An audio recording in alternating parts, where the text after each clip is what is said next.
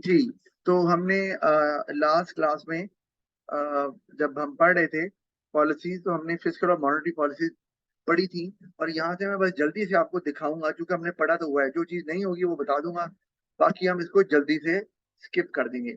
अच्छा, उससे पहले आपको मैं जल्दी से समझा दूं कि मैं डेमोन्स्ट्रेट करता हूँ आपके सामने। हमने पढ़ा था कि डिमांड साइड पॉलिसीज हमने पढ़ ली थी। हमने कहा था कि इकोनॉमिक पॉलिसीज जो हैं वो डिमांड साइड होती हैं, और उसमें हमने पढ़ा था जी फिस्कल और मॉनेटरी। ठीक है जी, ये हमने पढ़ा था कि ये और ये दोनों जो है ना वो एक्सपेंशनरी और कॉन्ट्रैक्शन हो सकती हैं। फिर हमने अब आज हम जो है ना अभी इसको देखेंगे इंशाल्लाह, कोशिश पूरी है। सप्लाई साइड पॉलिसी, जो सप्लाई साइड पॉलिसी होती है ना, अच्छा, डिमांड साइड का मतलब है कि इसमें इन्फ्लुएंस किया जाता है एग्रीगेट डिमांड को। सप्लाई साइड पॉलिसी में आप इन्फ्लुएंस करते हैं एग्रीगेट सप्लाई को। क्या करने के लिए? करना वही है क्या? To achieve macro economic objectives of the government. काम वही करना है। अच्छा, लेकिन इसमें आप एग्रीगेट सप्लाई को बढ़ाते हैं, कम नहीं करते कभी भी। कोई कंट्री भी नहीं चाहती कि एग्रीगेट सप्लाई कम हो जाए, सब चाहते हैं ज्यादा ही हो। हाँ, एग्रीगेट डिमांड आप कम भी कर सकते हैं और ज्यादा भी कर सकते हैं, डिपेंडिंग अपॉन कि आप कौन सा इकोनॉमिक ऑब्जेक्टिव अचीव करना चाह रहे हैं। लेकिन एग्रीगेट सप्लाई साइड पॉलिसी में एग्रीगेट सप्लाई को सिर्फ बढ़ाया ही जाता है, कम नहीं किया जाता। ये आपने याद रखना। सर लेकिन जो डीमेरिट गुड्स है उनकी सप्लाई तो कम की जा सकती है। हाँ, वो तो तभी मैं आपको बता रहा हूँ कि हम बात कर रहे हैं एग्रीगेट सप्लाई की। तो खाली डीमेरिट गुड जो है ना वो एग्रीगेट सप्लाई नहीं बन जाती। नहीं सर, लेकिन वो उसका पार्ट तो है ना, जैसे अगर 80% टोटल की मेरिट बात है। गुड्स हैं, 20% डीमेरिट। तो भाई जी, वो तो आपके पास तो सर जब डीमेरिट गुड्स को तो वैसे ही कंट्रोल किया जाता है कि वो कम ही प्रोड्यूस हो।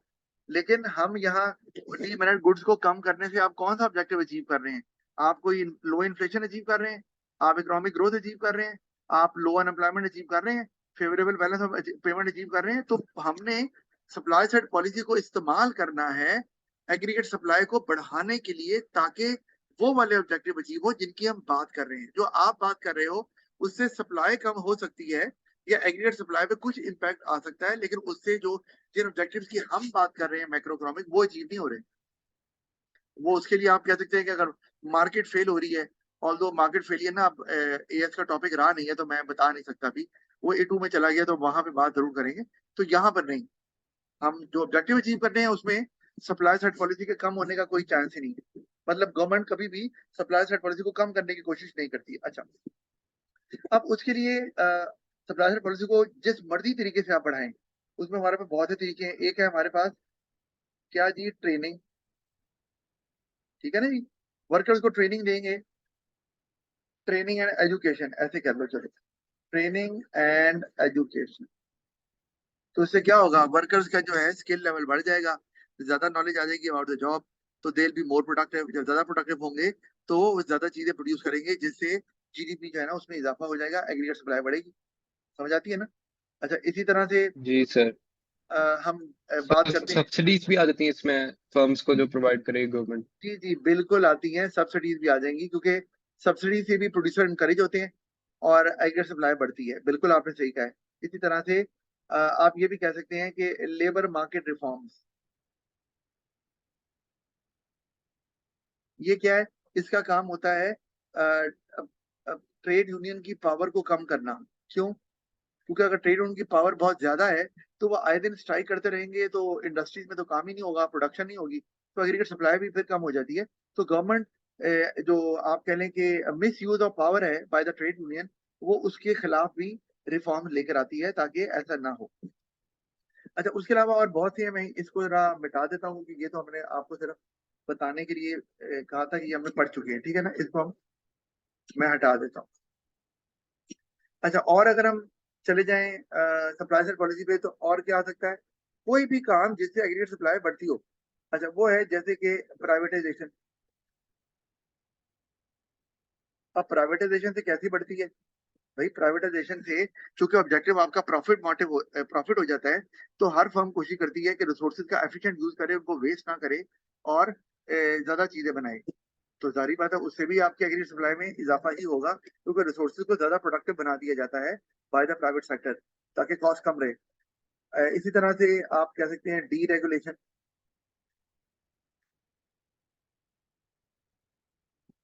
डीरेगुलेशन क्या है कि बिजनेस अगर सेटअप करना है तो उसमें जो लीगल कॉम्प्लिकेशन हैं, लीगल कॉम्प्लेक्सिटीज हैं, उनको कम कर दिया जाए, ताकि इन्वेस्टर्स के लिए, फर्म्स के लिए बिजनेस को सेटअप करना आसान हो जाए। तो इससे भी फर्म्स इंकरेज होंगी, एंटरप्रेन्योर्स इंकरेज होंगे और वो नए बिजनेस सेटअप करेंगे, जिससे एग्रीगेट सप्लाई बढ़ सकती है। उसके अलावा जो है, अगर मैं कहता हूँ कि आप कट कर रहे हैं, कट इन, आप कह लो प्रॉफिट टैक्स, ठीक है ना? अगर आप फर्म्स के प्रॉफिट में टैक्स को कम कर देंगे, तब भी फर्म्स जो है ना वो इनकरेज होंगी और वो फिर अपने बिजनेस को एक्सपैंड करना चाहेंगी। तो उससे भी आपकी एग्रीगेट सप्लाई में इजाफा हो सकता है। ठीक है, इस तरह से तो ये काफी हमने सर जी अभी। एक सवाल है। हाँ जी, बोले। सर मैं एक डॉक्यूमेंट्री देख रहा था, उसमें बता रहे थे कि कुछ कंट्रीज में जो हॉस्पिटल्स की बिल्डिंग है वो स्कूल्स बना दी जाती है, स्कूल की बिल्डिंग हॉस्पिटल, तो मेरिट गुड्स की जो सप्लाई कम हो जाती है इस तरह। हाँ, आपकी बात तो सही है। ये कहलाता, आप वही कह रहे हो ना, ये कहलाता इशू है। मतलब ये कि आप चाह रहे हैं कि मेरिट गुड्स जो होती समझ है नहीं ना लगी इसकी बात। हाँ, वो असल में बात थोड़ी, इसकी बातें आपको पता कम ही समझ लगती हैं। बात मेरे भी ऊपर से ही ऊपर गुजर ऊपर जाती से है। गुजरती है। और नहीं, बात मेरे भी ऊपर से गुजर जाती है। अच्छा, फिर मैं ऊपर से पकड़ के लेके आता हूँ वापस नीचे। अच्छा, या सुनो। लेकिन बात ना वो बड़े ऐसे सवाल करता है कि जो कोई बच्चा करता ही नहीं है, और बड़े हैरान कौन होते हैं कि मैं भी सोचता हूँ पहले कि अच्छा यार, हाँ ये सवाल तो किसी बच्चे ने पूछा नहीं, तो ये इसने कार्य कैसे दिया। हाँ कर कैसे दिया। तो ये इसमें स्किल है, कोई शक नहीं है इसमें। अच्छा, वो ना देखो, मैरिड गुड जो है ना, वो आपको पता है वो अंडर कंज्यूम होती है। वो एक और इशू है, उसका ताल्लुक जीडीपी से नहीं है। उसका ताल्लुक ये है कि सोसाइटी के वेलफेयर को मैक्सिमाइज नहीं किया जाता मैरिड गुड्स को ज्यादा बनाकर। ये वो वाला केस है, यानी कि ये भी मार्केट फेलियर नहीं आ रहा है। या ये समझ रहे हो बात को? देखो ना, सर जीडीपी तो बढ़ता है। मतलब एक आप चाहे मैरिड गुड को कम कर दें, डी मैरिड गुड ज्यादा जी कर दें, तो जीडीपी तो बढ़ ही रहा है ना। एम्प्लॉयमेंट तो बढ़ ही जी रही है। जी उससे इनकम टैक्स तो आ रहा है ना। अब सिगरेट की डब्बी जो मर्जी खरीदे और उसको पिए, अब वो मर जाए, बेशक कैंसर हो जाए, रेवेन्यू तो आ रहा है ना। तो गवर्नमेंट का टैक्स रेवेन्यू आ रहा है, गवर्नमेंट उसको खर्च कर सकती है और कामों में, इंफ्रास्ट्रक्चर पे। तो ये भारत और जी, बात। अगर वो एम्प्लॉयमेंट, मगर एम्प्लॉयमेंट उस स्किल में तो नहीं है ना, जैसे अगर हम एजुकेशन स्कूल्स को हॉस्पिटल बना दे, जो टीचर्स हैं वो हॉस्पिटल का रोल तो नहीं अदा कर सकते, ऑक्यूपेशनली मोबाइल हो जाए। हाँ, तो ये अगर, हाँ ये बात सही है, अगर आप ऐसे करेंगे ना, फिर या तो ये है कि टीचर के लिए और एम्प्लॉयमेंट अपॉर्चुनिटीज हो। अगर नहीं है तो फिर इसका मतलब है गवर्नमेंट का काम है कैसे ट्रेनिंग इंस्टीट्यूट बनाए, जहां पर वो, जैसे हमने पहले भी बात की थी, तो ऑक्यूपेशनल इमोबिलिटी आ जाएगी कि आपके अब स्कूल ही नहीं है जहाँ टीचर काम कर सके, तो टीचर्स को कोई और स्किल दें ताकि वो उस इंडस्ट्री में काम कर सके जो इंडस्ट्री वहां पर उस वक्त ऑपरेट कर रही है कंट्री में। फिर ये करना पड़ेगा ना। अच्छा, हाँ जी सर ठीक। तो ये हमने सप्लाई साइड पॉलिसी को देख लिया। और भी पॉइंट्स होंगे, अब जब सप्लाई साइड पॉलिसी पढ़ेंगे तो मैंने आपको आइडिया दे दिया कि कोई भी एक्शन मैयर taken by the government to increase aggregate supply, तो वो सप्लाई साइड पॉलिसी का पार्ट हो जाएगा, क्योंकि उसका काम, क्योंकि होता क्या है सप्लाई साइड पॉलिसी के, सप्लाई साइड पॉलिसी यूज करने से उससे होता है आउटपुट बढ़ती है, ठीक है, जीडीपी बढ़ता है ना। तो एक तो अब आप देखते हैं जीडीपी बढ़ेगा तो एक तो ये होगा कि आपके पास एग्रीगेट सप्लाई सफिशिएंट होगी to match the increasing aggregate demand. तो एक तो इन्फ्लेशन नहीं होगी, हाई इन्फ्लेशन नहीं होगी, लो रहेगी। एग्रीगेट सप्लाई बढ़ेगी तो जीडीपी बढ़ेगा, इकोनॉमिक ग्रोथ भी होगी। फिर एग्रीगेट सप्लाई बढ़ेगी तो एम्प्लॉयमेंट भी होगी, लो अनएम्प्लॉयमेंट का जो ऑब्जेक्टिव है वो भी अचीव हो रहा है। फिर एग्रीगेट सप्लाई बढ़ेगी तो excess amount can be exported, तो उससे जो बैलेंस ऑफ पेमेंट है आप उसको भी इंप्रूव कर सकते हैं। तो आप देखो कि एग्रीगेट सप्लाई के बढ़ाने से आप सारे ऑब्जेक्टिव को अचीव कर पा रहे हैं, ठीक है। तो ये इस तरह से एग्रीगेट सप्लाई को बढ़ाकर गवर्नमेंट के जो मैक्रो इकोनॉमिक ऑब्जेक्टिव हैं उनको अचीव करने की कोशिश की जाती है। अच्छा, अब हम चलते हैं वापस जल्दी से बुक के ऊपर, और जल्दी जल्दी से स्किप करते जाते हैं ताकि हम खत्म कर सकें ये सारे चैप्टर। अच्छा, ये फिजिकल पॉलिसी है ना, चैप्टर 22, मैं आपको बस दिखाता जाऊंगा, जो डिस्कस नहीं किया वो बताऊंगा। अच्छा, ये मैंने आपको बताया था कि फिजिकल पॉलिसी में बजट का बड़ा इंपॉर्टेंट रोल होता है। बजट क्या होता है? जो गवर्नमेंट बजट बनाती है हर साल, मई जून में बजट आता है, ठीक है। वो क्या होता है, कोई बताएगा मुझे क्या होता है बजट? बजट में ये डिसाइड करता है कि कितना एक्सपेंडिचर करना है, गवर्नमेंट ने कितनी स्पेंडिंग करनी है, जो टैक्सेस से रेवेन्यू ने इकट्ठा होता है। फॉर एग्जांपल डिफेंस में कितना उन्होंने करना है, इस तरह शाबाश शाहान, वेरी गुड। इंफ्रास्ट्रक्चर में कितना खर्च करेंगे। यानी कि जब बजट आता है इसका मतलब है कि आइंदा आने वाले साल में गवर्नमेंट कितना खर्चा करने जा रही है और कहाँ कहाँ खर्च करना चाह रही है, जैसे आपने बताया है आईटी सेक्टर में या एजुकेशन सेक्टर में या डिफेंस में, जो भी है, और कितना कितना, और उसको फाइनेंस करने के लिए रेवेन्यू कहाँ कहाँ से आएगा, तो मेनली टैक्सेस कहाँ कहाँ लगाने हैं वो भी बजट में ही बताया जाता है। यानी कि एक्सपेंडिचर इतने करेंगे और उसके लिए जो रेवेन्यू आएगा वो यहाँ यहाँ से आएगा, हम इस पे टैक्स लगा देंगे, इस पे लगा देंगे, यहाँ से आएगा। और फिर वो जो बजट बनाया जाता है वो असल में होता है बैलेंस्ड, मतलब ये कि वो दोनों बराबर किए जाते हैं कि इतना एक्सपेंडिचर होगा और इतना रेवेन्यू भी आएगा, लेकिन एक्चुअली ऐसा होता नहीं है। होता ये है कि साल के दौरान हो सकता है महंगाई हो गई, कोई एक्सचेंज रेट चेंज हो गया, कुछ भी हो सकता है, कोई नेचुरल क्लामिटी आ गई है, कोई स्टेट ऑफ वॉर में चला गया है कंट्री, कुछ भी हो सकता है ना, तो अनयूजुअल हैपनिंग हो जाती है। तो फिर क्या होता है कि गवर्नमेंट का बजट जो है वो डेफिसिट भी बाज़-औक़ात हो जाता है, यानी कि जितना प्लान किया था खर्चा उससे ज्यादा हो गया, ताल्लुकात खराब हो गए इंडिया से, डिफेंस पे ज्यादा खर्च करना पड़ गया, हो जाता है ना, तो गवर्नमेंट स्पेंडिंग बढ़ गई, उतना आपने प्लान नहीं किया था, तो उतना पर रेवेन्यू आप वो बजट हमारा में। वैसे ही डिफेंस पे वैसे ही बहुत ज्यादा होता है, हाँ, अभी बहुत ज्यादा वो होता है, लेकिन छोड़ के आपको वो सारा आपको बजट ही मैं आपको एक बात बता दूं कि ये जो बजट बहुत ज्यादा दिया जाता है और इंडिया के साथ ताल्लुकात बहुत अच्छे कभी नहीं किए जाते, इसमें एक बड़ा रोल है माशाल्लाह से, मैं कहना नहीं चाहूंगा हमारे इदारों का, क्योंकि उन्हें पता है कि अगर हमने हालात बिल्कुल पीसफुल कर दिए तो फिर तो बॉर्डर पे कोई एजिटेशन नहीं होगी, जब नहीं होगी तो हमें फिर ज्यादा बजट का हिस्सा दिया नहीं जाएगा, जब दिया नहीं जाएगा तो हम याशी कैसे करेंगे, मैं लिटरली बता रहा हूँ आपको।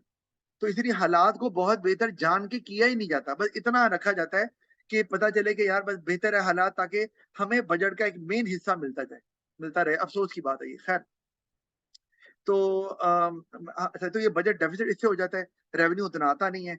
अच्छा, तो इसी तरह बजट सरप्लस भी होता है बाज़ औक़ात कि गवर्नमेंट जो है ना जो प्लान सर किया था रेवेन्यू रेवेन्यू, ज्यादा होता है और बजट बजट से। उतना नहीं, हाँ, बजट उतना खर्चा नहीं करना पड़ा। उस साल एम्प्लॉयमेंट बहुत ज्यादा क्रिएट हो गई फॉर एग्जांपल, और गवर्नमेंट को वहीं से रेवेन्यू इतना ज्यादा आ गया, गवर्नमेंट का अंदाजा नहीं था कि इतनी एम्प्लॉयमेंट होगी। जब उतनी एम्प्लॉयमेंट हुई तो रेवेन्यू भी आया, और तो उससे फिर आपका जो गैर मामूली तौर पर रेवेन्यू ज्यादा बढ़ गया स्पेंडिंग से, और स्पेंडिंग आपको ज्यादा करनी नहीं ना पड़ी। जाहिर पता अनएम्प्लॉयमेंट कम है तो फिर अनएम्प्लॉयमेंट अलाउंस भी आपको नहीं देना, तो उस तरह से आपको बारह, तो बजट सरप्लस भी हो सकता है। अच्छी बात तो बजट सरप्लस ही होता है और बजट डेफिसिट तो अच्छी बात नहीं होती। उसकी वजह ये है कि ये जो आपको नेशनल डेट होता है ना, जो कर्जे चढ़ते हैं, जैसे पाकिस्तान पे चढ़े हुए हैं, इसकी एक मेन वजह है बजट डेफिसिट। यानी कि अगर हमारा बजट सरप्लस हो ना हर साल, तो इसका मतलब है गवर्नमेंट के पास पैसे बचेंगे, अवाम पे लगाने के बाद, इंफ्रास्ट्रक्चर पे लगाने के बाद, एजुकेशन पे, हेल्थ केयर पे लगाने के बाद पैसे बचेंगे, तो गवर्नमेंट वो पैसे इस्तेमाल कर देगा, कर्जा इस्तेमाल करेगी कर्जा उतारने में, तो आहिस्ता आहिस्ता कर्जा उतर जाएगा सारे का सारा। लेकिन चूंकि हर साल बजट डेफिसिट ही आ रहा होता है, तो वो कर्जा तो उतरता ही नहीं है, बल्कि और चढ़ जाता है, वो इंटरेस्ट रेट और देना पड़ जाता है, या खाली इंटरेस्ट ही दे पाते हैं, वो कर्जा किस्त उतार ही नहीं पाते। तो ये रौला है जिससे साला साल कर्जा ही कर्जा रहा है और उतरा कभी भी नहीं, क्योंकि बजट हमेशा डेफिसिट रहा है।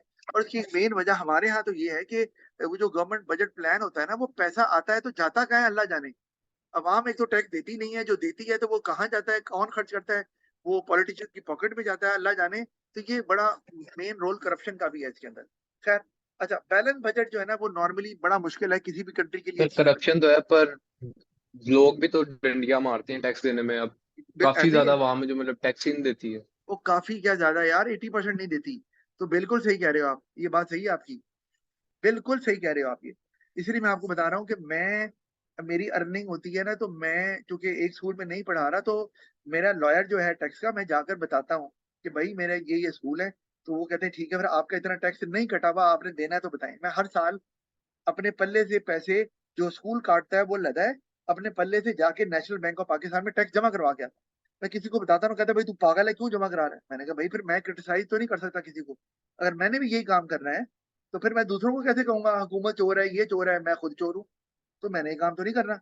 अच्छा, खैर, अच्छा, बैलेंस बजट की बात बता रहा था कि वो क्या होता है जब स्पेंडिंग और रेवेन्यू दोनों बराबर हो जाए, उसको कहते हैं बैलेंस बजट। लेकिन ऐसा होता नहीं है कभी भी, क्योंकि या तो बजट थोड़ा सरप्लस में रह जाता है या डेफिसिट में। अच्छी गवर्नमेंट वो होती है जो प्लानिंग ऐसे करती है, बजट ऐसे प्लान करती है कि जो डिफरेंस है ना वो कम से कम हो। जिसे वेरिएंस बोलते हैं ना, वो कम से कम हो, वो ज्यादा अच्छा है। अच्छा, पर आगे ना ये एक और बात बता दूं कि बजट डेफिसिट की एक वजह ये भी होती है, ये आपको टर्म नजर आ रही है और इसमें ऑटोमेटिक स्टेबलाइजर। वो क्या बात का बजट डेफिसिट इसलिए भी हो जाता है कि जैसे कि मुल्क में ना रिसेशन आया हुआ है, तो अब खर्चे गवर्नमेंट को करने हैं ज्यादा, मतलब गवर्नमेंट ज्यादा खर्चे करेगी तो रिसेशन से निकलेंगे ना, जैसे हमने पढ़ा था। रिसेशन आया हुआ है, अनएम्प्लॉयमेंट बहुत ज्यादा है, इन्वेस्ट कोई कर नहीं रहा, एग्रीगेट डिमांड गिरी हुई है, तो गवर्नमेंट फिर खर्चे शुरू करेगी ना एक बात। तो गवर्नमेंट के पास पैसा तो कोई नहीं आ रहा होगा, भाई काम ही कोई नहीं कर रहा, बिजनेस ही कोई नहीं चल रहा, तो टैक्स कहाँ से आएगा? तो उधर गवर्नमेंट को बजट डेफिसिट करना ही पड़ेगा, वरना चारा नहीं है, निकल ना पाए। दूसरा, जब अनएम्प्लॉयमेंट है तो गवर्नमेंट को फिर वो खर्चा तो करना है, लेकिन दूसरा गवर्नमेंट को अनएम्प्लॉयमेंट अलाउंस भी देना है साथ में, वो एक एक्स्ट्रा खर्चा है। मतलब दो खर्चे आ गए ना, एक खर्चा कंट्री को, इकोनॉमी को निकालना है रिसेशन से, उसके लिए गवर्नमेंट को स्पेंडिंग करनी है ताकि एम्प्लॉयमेंट अपॉर्चुनिटी क्रिएट हो। दूसरा, जो अनएम्प्लॉयड हैं पहले से बहुत ज्यादा, उनको भी अनएम्प्लॉयमेंट अलाउंस देना। तो नॉर्मली इससे होता ही है कि आपका जो बजट है ना वो डेफिसिट में आ जाता है नॉर्मली रिसेशन में, या जब इकोनॉमी बड़ी स्लो डाउन हुई होती है। अब आपने याद रखना है, बजट डेफिसिट दो तरह का होता है, एक को बोलते हैं साइक्लिकल डेफिसिट, एक को बोलते हैं स्ट्रक्चरल डेफिसिट। फर्क क्या है? साइक्लिकल नाम से नजर आ रहा है ऐसा बजट डेफिसिट जो कि रिसेशन की वजह से होता है, जैसे मैंने आपको बताया, आपकी जीडीपी लो हुई है बिल्कुल, तो भाई टैक्स तो आ ही नहीं रहा, सारे खर्चे तो गवर्नमेंट को करने पड़ रहे हैं, तो गवर्नमेंट ने तो फिर कर्जा लेके ही खर्चे करने हैं ना। तो फिर तो अभी भी गवर्नमेंट क्या करी, कर्जे ले रही है। अभी चाइना से लिया कर्जा, फिर पैसे लिए, कभी सऊदी अरब से ले लेते हैं, फिर कभी आईएमएफ के पास चले जाते हैं, वो तो अभी लिफ्ट करा ही नहीं रहे। नहीं सर, अब होता तो क्या है? देते ही नहीं है वो, ना चाइना दे रहा है ना सऊदी देता ये यही बता रहा हूँ, जब किसी गवर्नमेंट का बजट डेफिसिट ही चलता जाए साला साल, तो उस पे रिलायबिलिटी खत्म हो जाती है, और कोई भी उसको कर्जा देने के लिए तैयार नहीं होता कि भाई ये देगा कैसे, ये तो पहले कर्जे में इसको तो पहले बजट डेफिसिट आ रहा है, तो जब पैसे बचेंगे नहीं तो हमें कहाँ से देंगे, या वहां पे खर्च करेंगे या हमें पैसे वापस करेंगे। तो फिर वो ट्रस्ट लूज कर देते हैं, और फिर वही होता है जो पाकिस्तान के साथ हो रहा है इस टाइम। अच्छा, तो साइक्लिकल डेफिसिट जो है ना, ये आता है जब रिसेशन चल रहा होता है। ठीक है, ये आपने पहले से, इसका मतलब है साइक्लिकल डेफिसिट, अगर जीडीपी बढ़ेगा तो साइक्लिकल डेफिसिट खत्म हो जाएगा, क्योंकि जीडीपी बढ़ेगा तो आपको इनडायरेक्ट टैक्स से भी रेवेन्यू आएगा, डायरेक्ट टैक्स से भी रेवेन्यू आएगा, और गवर्नमेंट का वो डेफिसिट खत्म हो जाएगा। तो ये तो चलता है रिसेशन के साथ, ग्रोथ में खत्म हो जाता है, रिसेशन में आ जाता है। जीडीपी बढ़ेगा तो कम खत्म हो जाएगा या कम हो जाएगा, और जीडीपी अगर कम होगा तो बढ़ जाएगा। तो ये तो साइकिल। स्ट्रक्चरल ये होता है कि जो गवर्नमेंट अननेसेसरीली ज्यादा खर्चा कर देती है, जैसे कि बूम आया है ना, बूम आया है तो गवर्नमेंट को यार पैसा बहुत है, रेवेन्यू बहुत आ गया, यानी कि गवर्नमेंट का सरप्लस बजट आ रहा है, अन्य वहां खर्च शुरू कर दिया, और उसकी वजह से गैर जरूरी खर्चा करने से बाद वो स्ट्रक्चरल डेफिसिट आ जाता है। इसका इसका ताल्लुक किसी भी तरह से रिसेशन के साथ नहीं है, इसका ताल्लुक है लैक ऑफ प्लानिंग से, इनकॉम्पिटेंसी से, कि गवर्नमेंट को पता ही नहीं है कि भाई हमारा रेवेन्यू कितना है और हमें कितना खर्चा करना है। तो स्ट्रक्चरल डेफिसिट का बिल्कुल भी जीडीपी के साथ ताल्लुक नहीं है कि जीडीपी बढ़ रहा है या कम हो रहा है, ये गवर्नमेंट की नाअहली है जिसकी वजह से स्ट्रक्चरल डेफिसिट आ जाता है, और फिर वो रहता भी है। अच्छा, अब मैं आपको दिखाने लगा उसकी दोनों की एग्जाम्पल, जरा इसको देख लो। इन दोनों से बजट डेफिसिट होता है, ये आप एग्जाम्पल देखो। ठीक है, आप अभी गौर करो, जो एक्स एक्स है ना लाइन, हम उसको गौर करते हैं। ठीक है, बजट जो है ना वो आप समझें कि वो एक्स एक्स है। तो हम स्टार्ट करते हैं एक्स एक्स को, अगर हम गौर करें, मैं एक मिनट जरा कलर ले लूं। हमने एक्स एक्स से स्टार्ट किया, तो आपको ये बजट की पोजीशन दिखा रहे हैं। ठीक है, तो ये बजट जो है ना, आपका रियल जीडीपी तो जीरो से नीचे नहीं जाता, ऑफ कोर्स आपको पता ही है। तो अभी जीडीपी बहुत लो है हमारा, समझ लो लो है। रियल जीडीपी नेगेटिव नहीं होता ना, इकोनॉमिक ग्रोथ नेगेटिव होती है। तो हम यहाँ पर खड़े हुए हैं। ठीक है, यानी कि बहुत ज्यादा बजट डेफिसिट चल रहा है हमारा। अच्छा, अब वो कह रहे हैं कि अगर एक्स एक्स पे आप खड़े हुए हैं ना, एक्स एक्स पे, तो अगर आपकी इनकम y1 है, यानी कि जीडीपी जो है वो यहाँ पर है, जीडीपी का ये लेवल है, जितना राइट पे जाएंगे तो जीडीपी बढ़ेगा ना, ऑफ कोर्स, क्योंकि हमने एक्स एक्सिस पे लिया हुआ है। तो अब y1 जो है ना वो आपका एक जीडीपी का लेवल है या इनकम लेवल है, जो मर्जी कर लें। तो वो यहाँ पर ये हमें नजर आ रहा है कि इस इनकम पे आपका बजट डेफिसिट कितना आ रहा है, ये वाला। ठीक है, और आप गौर करो, आप जैसे जैसे जीडीपी बढ़ाते जा रहे हो, ये यानी कि राइट की तरफ जा रहे हो, तो बजट डेफिसिट भी कम होता जा रहा है। ये जो डेफिसिट आपको नजर आ रहा है ना, ये जीरो और ए, ये इसको हम बोलते हैं, ये है साइक्लिकल डेफिसिट। ठीक है, आपने याद रखना है, ये है साइक्लिकल डेफिसिट, क्योंकि ये जीडीपी बढ़ने के साथ साथ, देखो आप जीडीपी बढ़ रहा है, बढ़ते बढ़ते आप पहुंच गए एक मिनट, बढ़ते बढ़ते आप पहुंच गए कहां पर, ये देख, फुल एम्प्लॉयमेंट लेवल पे, YFE। तो क्या फुल एम्प्लॉयमेंट लेवल पे बजट जीरो नहीं हो गया? बताओ, डेफिसिट खत्म हो गया ना सारा। जी सर। हाँ, तो इसका जी। मतलब है आप फुल एम्प्लॉयमेंट में पहुंचे तो आपका डेफिसिट खत्म हो गया। तो ये जो एरिया में नजर आ रहा था, ये वाला, ये साइक्लिकल डेफिसिट था, जो कि आहिस्ता आहिस्ता, यानी कि कहां पर, Y1 पे ये था, ये वाला एरिया था साइक्लिकल डेफिसिट का, ठीक है। वो आहिस्ता आहिस्ता कम होता गया। वो कितना, जब जीडीपी बढ़ना शुरू हुई, तो ये हमें नजर आ रहा है कि Y1 और YFE के दरमियान ये वाला बजट डेफिसिट है जो कम हो रहा है। ये आहिस्ता आहिस्ता कम होता जा रहा है, और कम होते होते अब आप देखें तो उस पॉइंट पे अब कोई ब्लू एरिया नहीं है, कहां पर, YFE पे। तो साइकिल डेफिसिट जो है यहाँ पे कम हो रही है, हम कहेंगे रिड्यूसिंग साइक्लिकल डेफिसिट।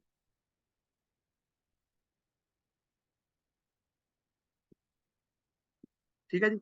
अच्छा, तो उसके बाद जीरो हो गया, तो ये तो साइक्लिकल है, समझ आती है। अब मैं अगर एग्जांपल लूं कि हम इसमें स्ट्रक्चरल डेफिसिट भी डालते हैं, जिसका मैंने कहा था जीडीपी से कोई ताल्लुक नहीं होता, तो अब हम लेते हैं कि हमारा बजट जो है ना, वो हम इसको कंसिडर कर रहे हैं, जी वाला। इसको रेड से ही लेता हूं पहले, ठीक है, जी वाला। अब आप गौर करो, वाई वन पे, ठीक है, Y1 पे अब डेफिसिट कितना है, ज्यादा हो गया, इतना आ गया, ठीक है। जो जीरो ए तो पहले भी था ना, जीरो ए साइक्लिकल था, तो ये ए भी ऐड हो गया। आपको अब थोड़ा बजट और ऐड हो गया, कौन से वाला, ये जो ऐड हुआ है ना मजीद, क्योंकि अब हम जेड जेड को फॉलो कर रहे हैं। तो ये जो बजट है, इसको हम बोलते हैं, ये है स्ट्रक्चरल डेफिसिट।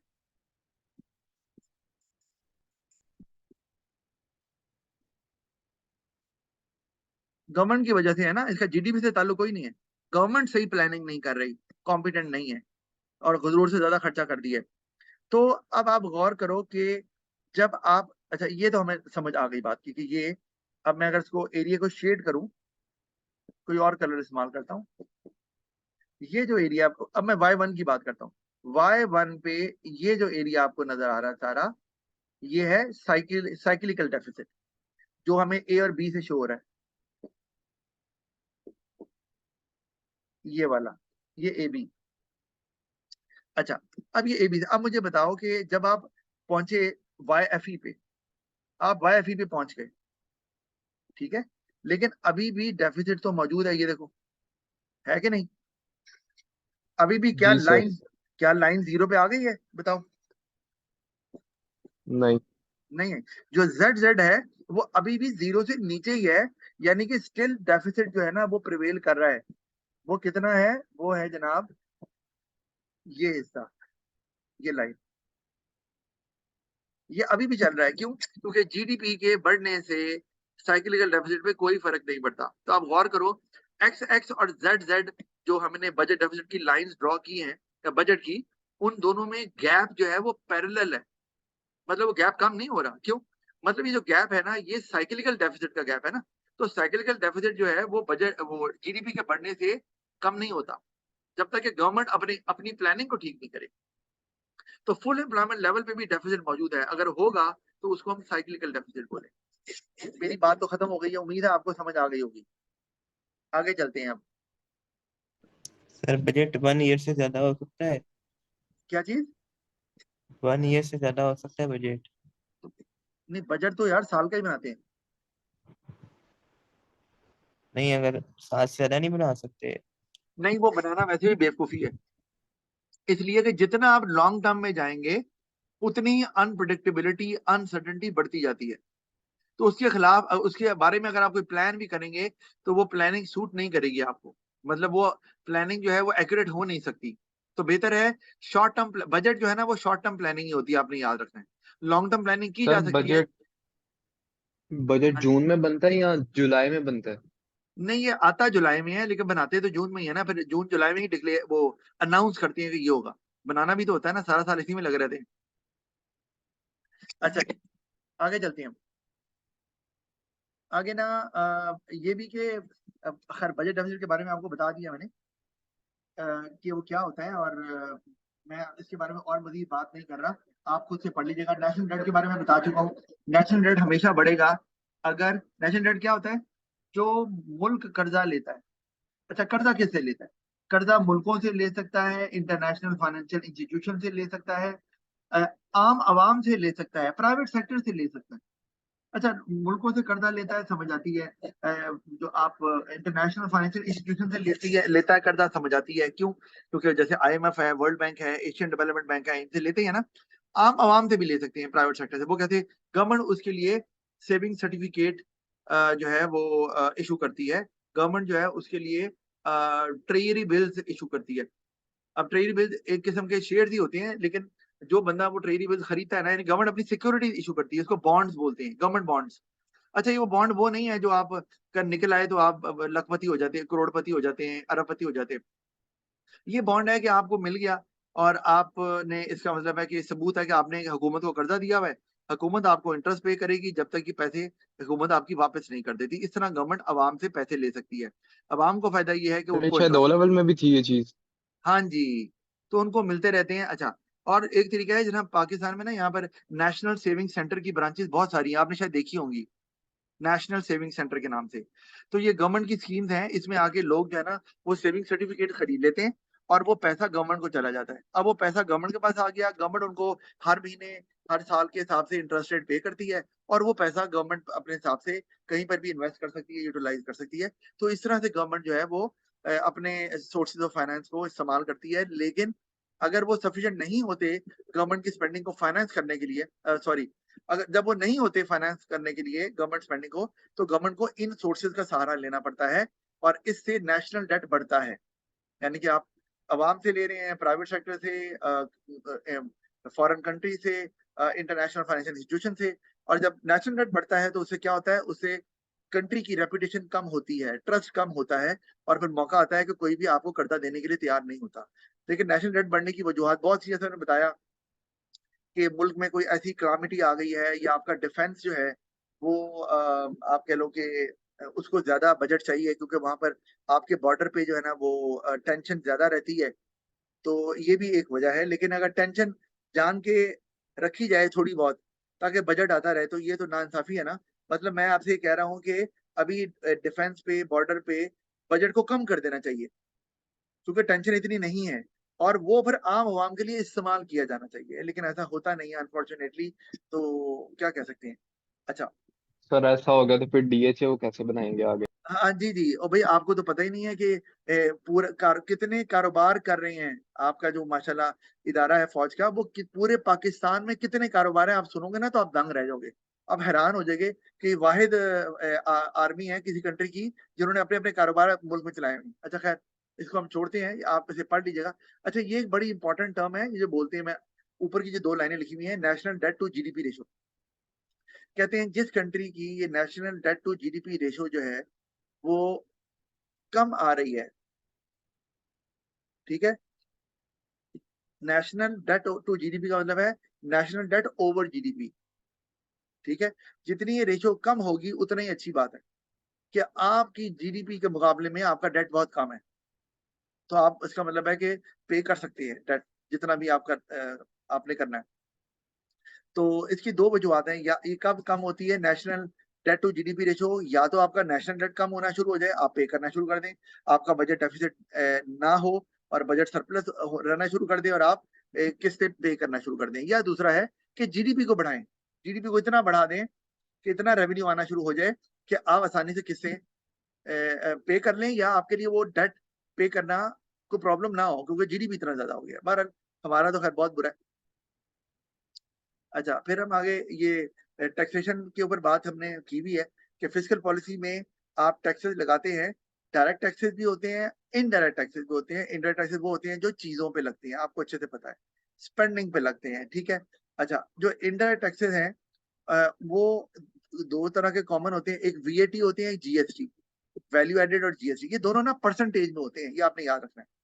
परसेंटेज मतलब कि आपकी वैल्यू के हिसाब से परसेंटेज भी आपकी ज्यादा होगी।